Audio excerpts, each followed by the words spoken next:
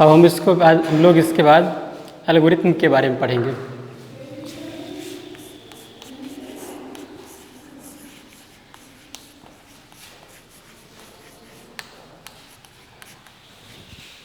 Algorithm बहुत ज़्यादा tough नहीं, ये भी बहुत आसान है, बस थोड़ा सा आप ध्यान दीजिएगा तो अच्छे से समझ में आ जाएगा।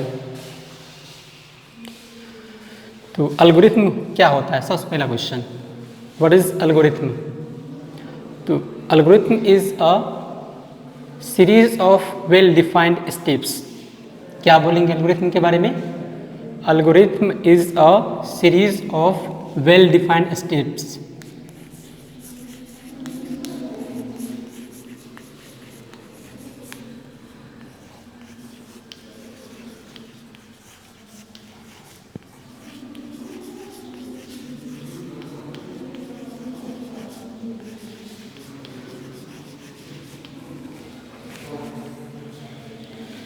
Algorithm is a series of well-defined steps used to solve any problems.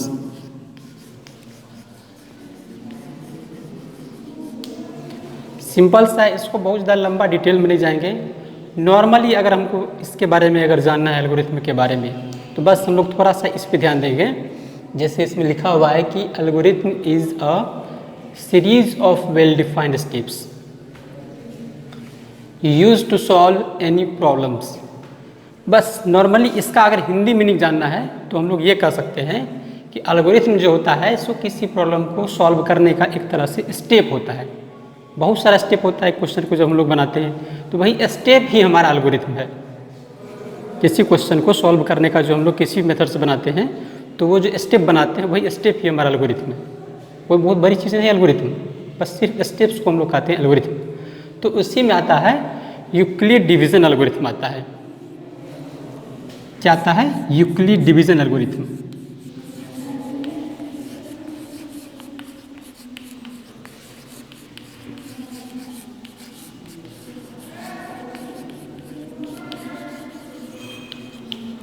अब हम लोग इस चैप्टर में पढ़ेंगे कि यूक्लिड डिवीजन एल्गोरिथम की सहायता से किसी नंबर्स का एचसीएफ निकालना सीखेंगे हम लोग। तो एचसीएफ निकालने का जो स्टेप्स होगा जो यूक्लिड के द्वारा दिया गया है, उसी को हम लोग कहेंगे यूक्लिड डिवीजन एल्गोरिथम कहेंगे। कोई अलग चीज़ नहीं है एल्गोरिथम, बस वही एचसीएफ निकालने का स्टेप जो यूक्लिड के द्वारा दिया गया था, उसी को हम लोग कहेंगे यूक्लिड डिवीजन एल्गोरिथम कहेंगे। अब हम लोग कोई दो नंबर लेंगे, उसका एग्जाम्पल लेंगे और उसको हम सॉल्व करेंगे। एचसीएफ निकालना सीखेंगे यूक्लिड डिवीजन एल्गोरिथम में। एचसीएफ जैसे बुक से ही हम कोई दो एग्जाम्पल लेंगे और उस एग्जाम्पल को यूक्लिड डिवीजन एल्गोरिथम की सहायता से हम लोग उसका एचसीएफ निकालेंगे। जैसे हम लोगों ने एग्जाम्पल लिया 272 एंड 1032, इन दोनों नंबर का हम लोग को एचसीएफ निकालना है by using the Euclid division algorithm. देखिए, जिसको नॉर्मल डिवीजन पहले से आ रहा है कि नॉर्मल डिवीजन मेथड से कैसे हम लोग किसी नंबर का एचसीएफ निकालते थे, बिल्कुल सेम वही मेथड यूक्लिड डिवीजन एल्गोरिथम में भी यूज हुआ है, बस लिखने का तरीका चेंज कर दिया गया है। अगर आपको नॉर्मल डिवीजन मेथड से अगर एचसीएफ निकालना आता है तो समझ जाइए कि आपको यूक्लिड डिवीजन एल्गोरिथम की मेथड से एचसीएफ निकालना आ गया है। चलिए आइए अब आपको दिखाते हैं कि कैसे नॉर्मल डिवीजन मेथड की सहायता से जैसे निकालें, क्या वो इसी तरह से यूक्लिड डिवीजन का एल्गोरिथम निकलता है। देखते हैं। पहले सबसे पहले हम लोग नॉर्मल डिवीजन मेथड से इसका हम लोग एचसीएफ निकालेंगे, जो हम लोग बच्चे से पढ़ते हुए आ रहे हैं। तो 272 से हम लोग 1032 को डिवाइड करेंगे।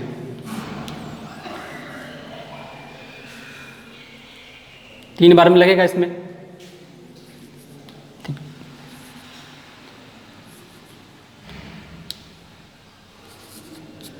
अब घटा के देखते हैं कितना आएगा। 12 में से 6 जाएगा तो 6 बचेगा, 2 में से 1 जाएगा 1, 10 में से 8 जाएगा 2, 216 हो गया। हम लोग नॉर्मल डिवीजन का मेथड का नियम भी जानते हैं। अब हम लोग 216 से 272 में डिवाइड करेंगे। ये अब उठ के यहाँ पे आएगा। अब कितना बार में लगेगा? ये भी एक बार में। 216 1 जा 216, 12 में से 6 जाएगा तो 6 में से 1 गया 5, ये कट। अब 216,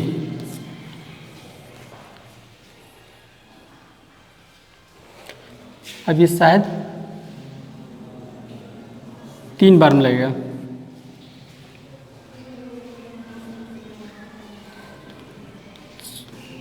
तीन 18 15 16, 16 में से 8 जाएगा तो 8, 10 में से 6 जाएगा तो 4, 48, 56, 48 का 48,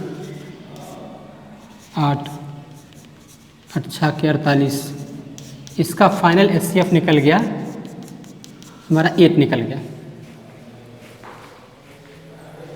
ठीक, अब इसी एचसीएफ को हम लोग लिखेंगे यूक्लिड डिवीजन एल्गोरिथम की तरह लिखेंगे। कैसे लिखेंगे? यूक्लिड डिवीजन एल्गोरिथम में हम लोगों ने पहले ही पढ़ लिया है कि डिविडेंड बराबर क्या होता है। डिविडेंड बराबर divisor into quotient plus remainder.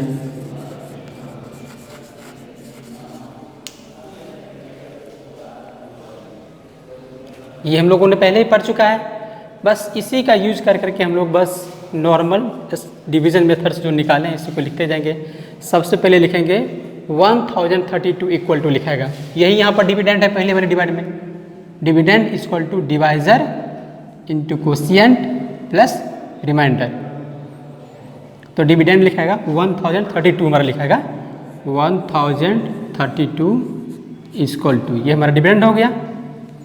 ये हो जाएगा divisor into quotient means 272 into 3 plus 216। पहला डिविडेंड था हमारा 1032, अब दूसरा डिविडेंड हमारा हो जा रहा है 272। क्या हुआ दूसरा डिविडेंड? 272। तो यहाँ पर भी हो जाएगा डिविडेंड बराबर divisor into quotient plus remainder, means हो जाएगा 216 इंटू 1 प्लस 56। फिर उसी तरह से अगला डिविडेंड हमारा क्या हो जाएगा? अब 216 क्या लिखेंगे? 216 is equals to 56 into 3 plus 48, 56 into 3 plus 48। Next dividend हो जाएगा 56, तो 56 is equals to 48 into 1 plus 8।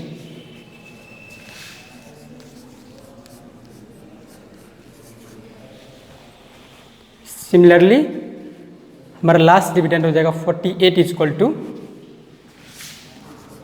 48 is equals to 8 into 6 plus 0। Finally हमारा रिमाइंडर 0 आ गया। अब यहाँ से हमारा आगे नहीं बढ़ेगा, तो हमारा फाइनल एचसीएफ क्या निकल के आता है? 8। यही हमारा एचसीएफ हो गया। बस यही है हमारा यूक्लिड डिवीजन एल्गोरिथम की सहायता से किसी भी 2 नंबर या 3 नंबर का एचसीएफ निकालना। बहुत टफ नहीं था। जिसको नॉर्मल डिवीजन आ गया, जो यूक्लिड डिवीजन एल्गोरिथम की सहायता से एचसीएफ भी निकालना आ जाएगा। इसके बाद इस चैप्टर में खास करके आता है प्रूव करने वाला, जो कि मैक्सिमम स्टूडेंट को बहुत प्रॉब्लम होती है। और उस प्रूव करने वाले में आपको सबसे अधिक से अधिक मेहनत करना पड़ेगा, खास करके प्रैक्टिस, क्योंकि उसमें एक क्वेश्चन की तरह आप चाहेंगे कि अगला क्वेश्चन भी मेरा प्रूव हो जाए, ये संभव नहीं मिलेगा। क्योंकि इस चैप्टर में खास करके प्रूव करने वाले में हर क्वेश्चन अलग अलग तरह का है। तो इसका सिर्फ एक ही उपाय है कि आपको हर क्वेश्चन पे मेहनत करना पड़ेगा, उसको प्रैक्टिस करना पड़ेगा। उसमें से कुछ एक आध क्वेश्चन जो कि एनसीईआरटी में दिया हुआ है उसको हम सॉल्व कर देते हैं बोर्ड पे, क्योंकि सब क्वेश्चन जो एनसीईआरटी, आर.एस. कबाल या आर.डी. शर्मा में दिया गया है, इन सारे क्वेश्चन को सॉल्व करना बोर्ड पे थोड़ा सा मुश्किल होगा। तो मैं चाहूँगा कि कुछ क्वेश्चन आपको प्रूव करने वाला में से भी बता दें, ताकि आप उसी बेस पे और अन्य क्वेश्चन प्रैक्टिस कर सकें। अब प्रूव करने में जैसे एक क्वेश्चन आएगा, प्रूव करने वाला है एनसीईआरटी का ही क्वेश्चन है ये, जैसे दिया हुआ था उसमें कि show that every positive even integer is of the form 2m। क्या लिखेंगे? Show that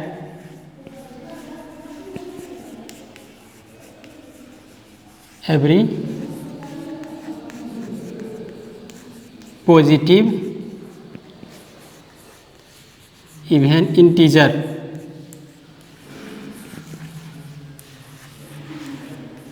is of the form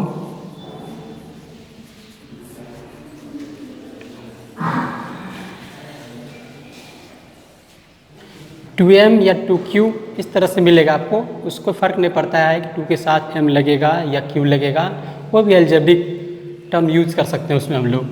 अब q भी लिख सकते हैं, 2q ही लिखिए, 2q। क्वेश्चन क्या है? Show that every positive even integer is of the form 2q and odd integer are of 2q + 1।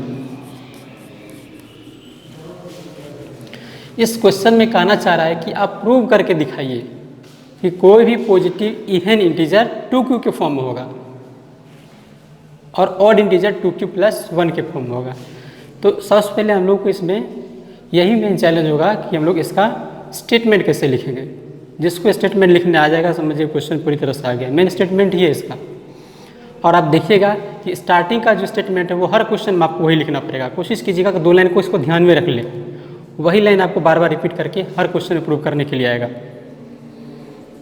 जैसा अभी हम आपको स्टेटमेंट लिख के दिखाएंगे कि इस क्वेश्चन को जो प्रूव करेंगे, शुरुआत का 2 लाइन लगभग वो सभी क्वेश्चन में लिखा जाता है।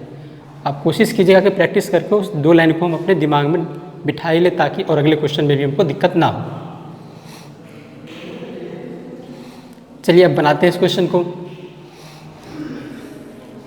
जैसा कि हम लोगों ने पढ़ा है यूक्लिड डिवीजन लेमा के बारे में और यूक्लिड डिवीजन एल्गोरिथम के बारे में, तो यही दोनों सारी चीज़ों को यूज़ करके हम लोग इसको प्रूव करेंगे। तो सबसे पहले हम लोग सॉल्यूशन में लिखेंगे कि let a b any positive integer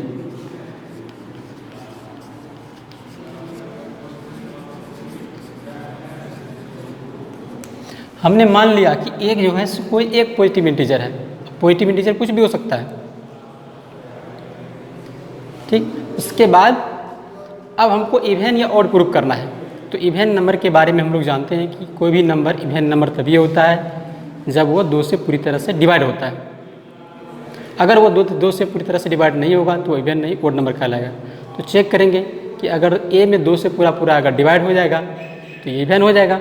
अगर ए में पूरा 2 से डिवाइड नहीं होगा तो ये ऑड हो जाएगा। तो हम लोग 2 से इसको डिवाइड करने की कोशिश करेंगे। लिखेंगे ऑन डिवाइडिंग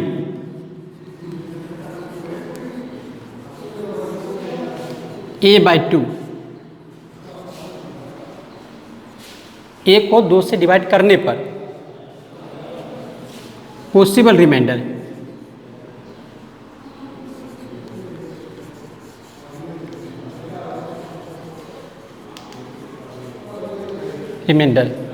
हमारा क्या क्या बन सकता है। अगर किसी भी नंबर हम लोग सपोज कि 2 से अगर डिवाइड करते हैं तो क्या क्या रिमाइंडर हो सकता है।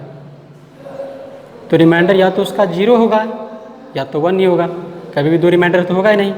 इसलिए हम लोग इसका लिखेंगे पॉसिबल रिमाइंडर। कभी कभार सिंबल में भी आप लिख सकते हैं कि remainder is greater than equal to 0 या लेस दैन 2। इससे पता चलता है कि हमारा r इक्वल टू क्या होगा, 0 और 1, 2 ही हो सकता है। इसको पढ़ने का तरीका सीखिए। इसको पढ़िएगा आप कि r इज़ ग्रेटर देन का सिंबल है ये equal to, r is greater than equal to 0 but less than 2। Means remainder जो होगा हमारा 0 से बराबर भी होगा या 0 से बड़ा होगा लेकिन 2 से छोटा होगा। तो ऐसे केस में इसका रिमाइंडर 0 होगा और 1 होगा। अब हम लोग दोनों केस को सॉल्व करके देखेंगे कि जिस केस में हमारा रिमाइंडर 0 बचता है उस केस में क्या ये इवन होता है या ऑड होता है। फिर उसी तरीक़ा से हम लोग देखेंगे कि अगर रिमाइंडर इसका 1 होगा तब उस केस में ये इवन होगा कि ऑड होगा। तो सबसे पहले हम लोग केस 1 इसका ले लेंगे। केस 1 उसमें हम लोग लेंगे r बराबर 0, r इक्वल्स टू 0 लिए। अगर हम लोग r इक्वल टू 0 लेते हैं तो bye the Euclid division lemma क्या लिखेंगे, बाय द यूक्लिड डिवीज़न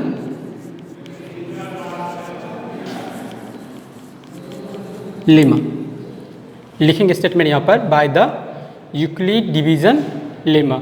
हम लोग यूक्लिड डिवीज़न लेमा में पहले ही पढ़ चुके हैं कि डिविडेंड इज इक्वल्स टू होता है divisor into quotient plus remainder होता है। तो यहाँ हमने ए में 2 से डिवाइड किया है और पॉसिबल रिमाइंडर 0 आया है। तब ऐसे केस में हमारा डिविडेंड ए है तो ए इज इक्वल्स टू क्या होगा, डिवाइज़र इंटू क्वोशिएंट। क्वोशिएंट हमारा पता नहीं है, कोई भी क्यू इंटीजर को मान लेते हैं तो डिवाइज़र हो जाएगा 2 इंटू क्वोशिएंट क्यू हो जाएगा और रिमाइंडर हमारा 0 जो रहेगा तो हमारा हो जाएगा ए इक्वल टू 2q। अब हमारा ए का वैल्यू आ गया 2q। हम लोग चेक करेंगे क्या 2q में 2 से पूरी तरह से डिवाइड होगा।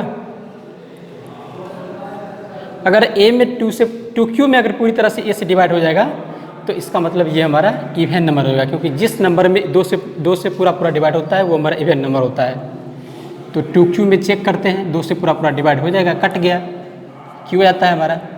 तो इस तरह से 2q में 2 से पूरी तरह से डिवाइड होगा, इसलिए हमारा होगा ये इवन इंटीजर। तो लिखेंगे यहाँ पर clearly 2q is an even number और इवन इंटीजर। पहला केस हो गया। सेकेंड केस में जाएंगे। अगर हम लोग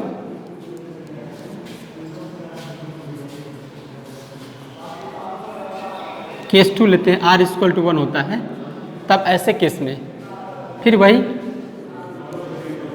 bye the Euclid division lemma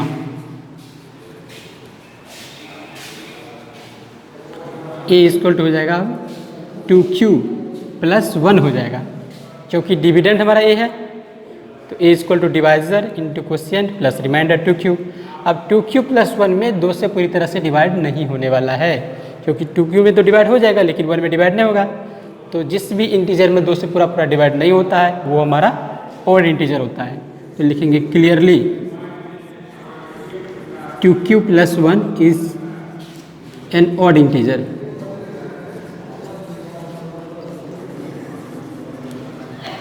last में हम लोग लिखेंगे therefore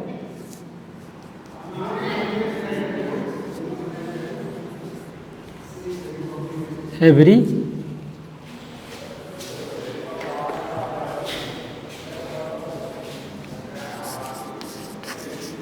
positive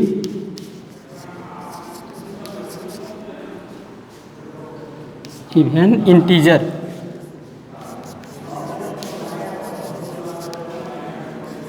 is of the form 2q and odd integer equals to 2q plus 1। इतना अगर आप सॉल्व कर देते हैं तो ये पूरा सॉल्यूशन कंप्लीट माना जाएगा। उम्मीद करते हैं कि आप लोगों को समझ में आया होगा, नहीं तो इसको 1 से 2 बार तक आप प्रैक्टिस ज़रूर कीजिएगा, क्योंकि प्रूव करने वाले में आपको प्रैक्टिस की सख्त ज़रूरत पड़ेगी। बिना प्रैक्टिस किए भी चाहेंगे कि एक बार में बनाए हो जाएगा, थोड़ा सा डिफ़िकल्ट होगा, इसलिए इसको आप अधिक से अधिक प्रैक्टिस करें।